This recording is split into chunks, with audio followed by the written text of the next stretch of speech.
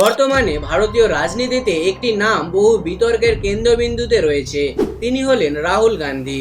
কারো কারো চোখে তিনি এক ব্যর্থ নেতা, আবার কারো চোখে তিনি হলেন দেশের উন্নয়নের প্রতীক। এখন প্রশ্ন হলো, তিনি কি ভারতের পরবর্তী প্রধানমন্ত্রী হতে পারবেন? এছাড়াও তার প্রধানমন্ত্রী হওয়ার কতটা যোগ্যতা রয়েছে? নমস্কার, আমি শেখ শামীমুল, আর আজকের ডকুমেন্টারিতে আলোচনা করব রাহুল গান্ধীর রাজনৈতিক সংঘর্ষ ও তার ব্যক্তিগত জীবন নিয়ে। এছাড়াও রাহুল গান্ধীর পরবর্তী প্রধানমন্ত্রী হওয়ার কতটা আশঙ্কা রয়েছে সেটি নিয়েও আলোচনা করব। রাহুল গান্ধী ভারতের সবচেয়ে প্রভাবশালী রাজনৈতিক পরিবার নেহেরু গান্ধী বংশ থেকে তিনি বিলং করেন। তার দিদা ইন্দিরা গান্ধী ও বাবা রাজীব গান্ধী দুজনেই ছিলেন ভারতের প্রধানমন্ত্রী। 1989 সালে তিনি দিল্লির সেন্ট স্টিফেন কলেজ থেকে স্নাতক স্তরে পড়াশোনার জন্য ভর্তি হন। সেন্ট স্টিফেন্সে 1 বছর থাকার পর তিনি হার্ভার্ড ইউনিভার্সিটিতে স্থানান্তরিত হন।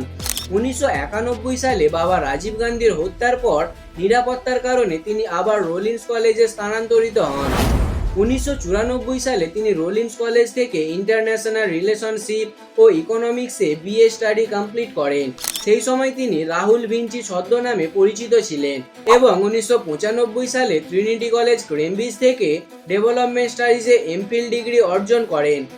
আসুন এবার তার রাজনৈতিক জীবন নিয়ে আলোচনা করা যাক। 2004 সালে তিনি রাজনৈতিক জীবনে প্রবেশ করেন এবং আস্তে আস্তে তিনি কংগ্রেস দলের সাকসেসফুল লিডারে পরিণত হয়ে যান। কিন্তু তার রাজনৈতিক যাত্রা মোটেও সহজ ছিল না।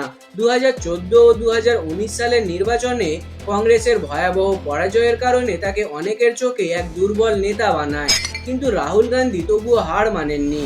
ভারত জোড়ো যাত্রার মতো এক ঐতিহাসিক পদযাত্রায় তিনি দেশের বিভিন্ন প্রান্তে সাধারণ মানুষদের কথা শুনেছেন, যাতে একটি ভাগ করা ভারতকে এক করার বার্তা দিয়েছেন।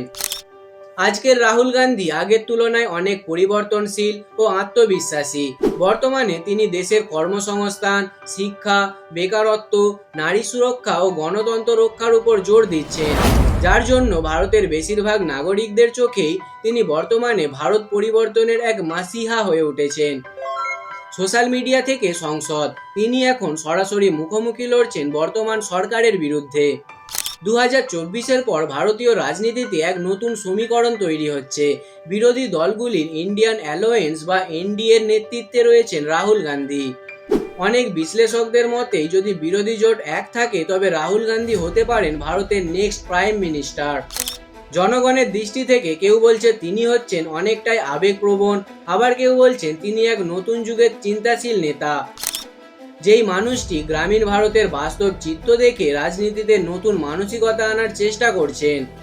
এখন প্রশ্ন হলো, কংগ্রেস লিডার রাহুল গান্ধী সত্যিই কি বর্তমান বিজেপি সরকারকে হারিয়ে ভারতের পরবর্তী প্রধানমন্ত্রী হতে পারবেন? এই প্রশ্নটির সঠিক উত্তর একমাত্র সময়ই দিতে পারবে। দেশের ভবিষ্যৎ পরিবর্তন হতে পারে আপনার মতামত ও আপনার মূল্যবান ভোটটি দিয়ে। আপনার মতে রাহুল গান্ধী কি দেশের পরবর্তী প্রধানমন্ত্রী হতে পারবেন? কমেন্টে অবশ্যই জানাবেন। নমস্কার, ভালো থাকবেন, সুস্থ থাকবেন, জয় হিন্দ।